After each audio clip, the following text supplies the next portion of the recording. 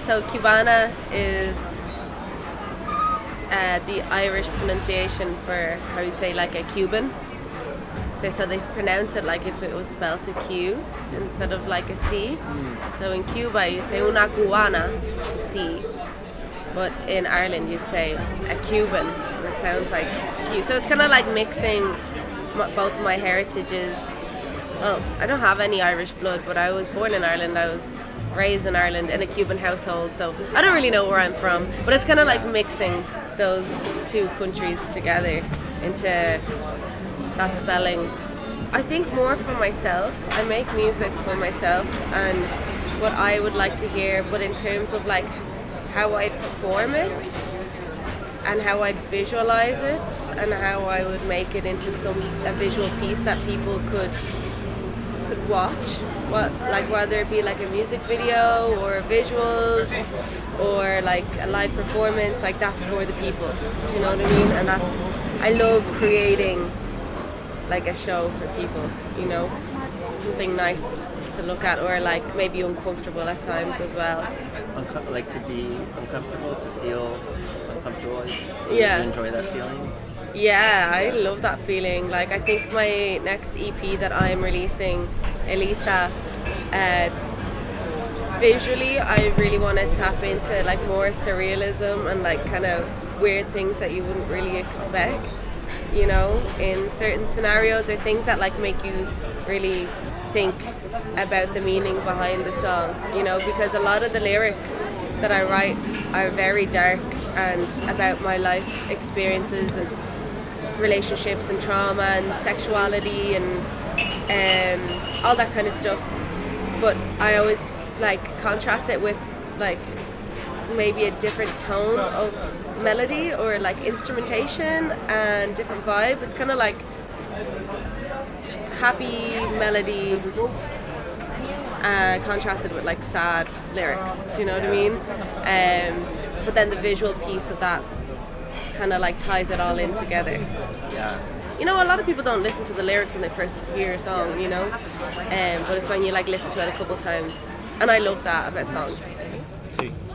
And when I'm with you, I miss you, and when we kiss, I think of your lips, a tattoo of memories is sounding so bliss, a tattoo of memories is sounding like his. Seeing you walk away with all your pride, my happiness. Oh, love wasn't enough. Love isn't enough to make it all worthwhile. Can't compromise, so we could ties. But I say I've moved on and I've really tried. My mind likes to remind me of our perfect eyes. Our eyes like to water when I think of you. Eyes dilating, they're only for you. 'Cause we were so toxic, I kinda loved it. And blowing kisses, saying I'm your missus. Sandy beaches running through the speakers. Your arms, it was the best time. Yeah. No. Oh, it was the best time, yeah. No, yeah. Day, da day, da day, da day, da day, da day, da day, da day, da day, da day, da day, da day, da da da da.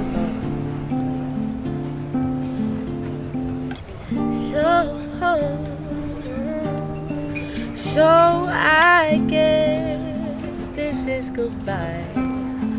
Guess I'll send my text to you. So I guess this is goodbye. Guess I lost it. My text to you. No. Yeah, nice.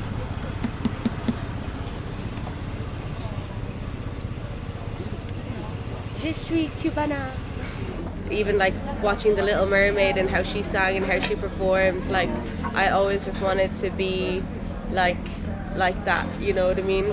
I think I just always known it as a, like from being a kid. I always kind of felt it in some kind of like maybe delusional way that I would be as big as the other artists on the telly, do you know what I mean? And in Hollywood, it's just like an internal feeling, and it's like an itch that I can't stop scratching, and every time I try to pull myself away from it, every couple of years I'm like reminded, even when I was taking a break, oh remember this thing that you thought you were going to do, why aren't you doing it? Yeah. So yeah, maybe it is destiny that like I can't get away from it even if I try, you know. And you're like denying some like intuitive thing within you. I feel that way sometimes in my life, that like if I'm you can feel when you're like headed the wrong direction. I feel like we have like an intuition for a reason, and sometimes maybe that means that like your intuition is telling you to go this way to reach a place that maybe is like meant to be. Yeah, hopefully. I mean, I'm just trying to trust my gut here, because it's all you can do. I think sometimes like we forget that our bodies are telling us things, and we try to deny it because of like what other people are saying in our ears, of like what we should do, who we should be, what we should look like, what our career should look like, blah blah blah blah blah. But then your gut will always like lead you, in my opinion, the right direction, and sometimes in the wrong direction to lead you to the right direction, you know. I enjoy being places where I feel comfortable kind of expressing myself more fully. Because it's true that I feel like when you're in a place where people aren't as open-minded maybe in terms of how you act or dress or what you do, that can like influence you in some way. Yeah. And then that can in turn probably influence what you're creating and how you move through the world. Yeah, I mean, I'm an empath. I absorb people's energy, and I'd like to say that I don't care about what people think about me, but I care a lot, so yeah. And it's okay to care. Yeah. So you can feel like what other people feel a lot? Is that kind of what an empath is? Like you can, when you see someone like crying, you feel that? I can feel people's distress very easily, and I don't know if that's like to do with trauma or if it's my personality type, but I can feel when someone is about to switch on me, or I can feel when someone may not have the best intentions for me from a mile away, because I don't know, I think it's like I have good pattern recognition as well for how people behave, that I can kind of like pinpoint what kind of what options is coming afterwards, like what do I have to expect, you know. But also when I see someone crying, of course I don't want them to be in distress. The first thing I want to do is to help them out, you know. And I think that's just being a human. Yeah. But I definitely do feel when an energy is bad in the room, I can really feel that, and I just want to run away. You know, I can feel it from a mile away, and I can't like shake it. You know what I mean?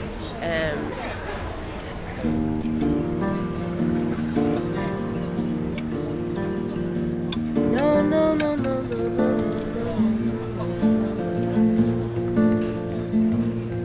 Da da da. Da da da da. Da da da da da da da da da da da da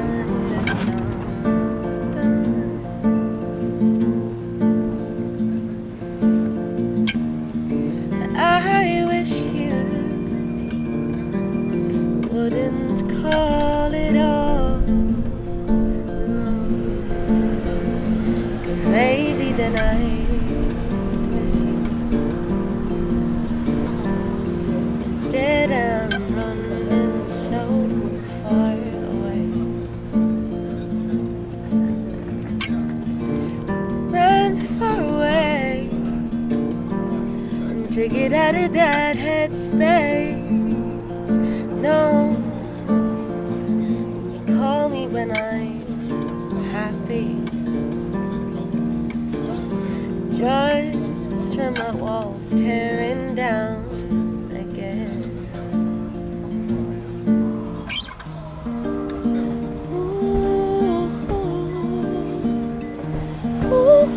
ooh.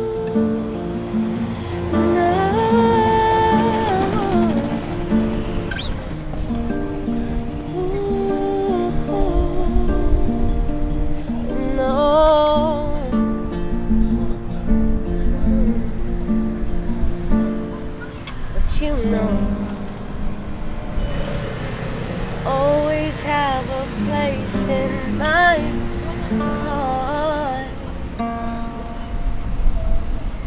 El cariño de una madre no se puede olvidar. 3, 4, so why don't we skip calls, skip texts?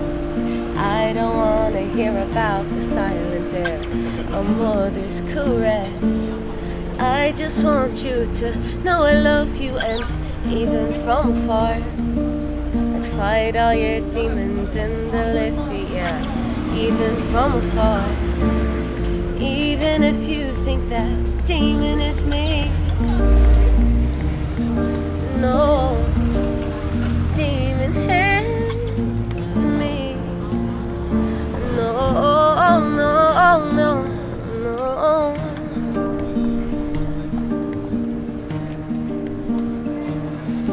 El cariño de una madre no se puede, no se puede, no se puede olvidar.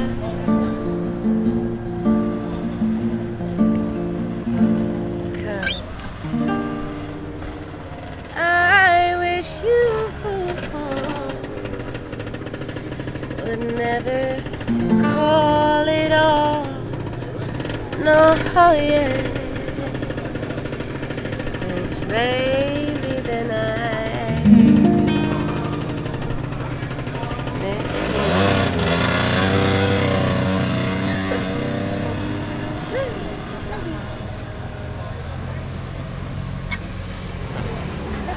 Yeah, I mean, I've always struggled with my identity of like what is home. I think just trying not to focus on it too much, because we're all humans from ancestors that have come from all over the world. Do you know what I mean? So even if we say that someone is Irish, let's say for example, where did their ancestors come from? They probably came from different countries as well. Spain, France, I'm sure that the descendants are from all over the world. So I think just trying to find home within yourself wherever you go, so you don't struggle with that sense of identity and grounding. You know, you might have difficulty grounding and feeling that sense of like security that comes from being like, I am from here, this is my culture, and you know, that's it. You know what I mean? That uncertainty can be scary, but if you know that the home is within you and that is stable, then the rest can't scare you. It's a cool idea. Your home is within yourself, and you can find that. You can access that anywhere. From anywhere in the world. Yeah. Was there a time when you like realized that? Was there something along the way that helped you find that within yourself? Yeah, I think I actually wrote a song. It's not released yeah, it's called Everything's Changing. I still have to find like a proper arrangement for it, but I wrote it on the piano, and it was when I moved to London. I had just finished my psychology degree, and I was going to study neuropsychology research in brain injury patients, because my mother actually suffered a really bad brain injury, and it got me really interested on how to treat that and blah blah blah. But I still felt this like struggle with like home and identity, and I was like, wow, is this going to be my identity for the next 4 years doing my master's, right? So I went to London in like the space of 2 weeks. I just packed my stuff and I moved, and it was the first time that I was by myself. I wasn't taking care of my mother. I wasn't, because she was okay, she was healthy and stuff like that, so she was fine. I made sure of that. But also I didn't have any friends in London. I didn't know anybody. I only knew my ex-boyfriend that lived like an hour away from me, and obviously wasn't going to hang out with him and his friends. But like getting out of my comfort zone and making new friends and going out to jazz bars and jam nights alone. I think one day I was sitting in front of the piano and I was hungover, and one of my friends was fixing my guitar for me, and I was like, wow, like I really just can go anywhere and make a life for myself. That is very like assuring, and it's a really nice feeling to feel like you can build a home anywhere you go,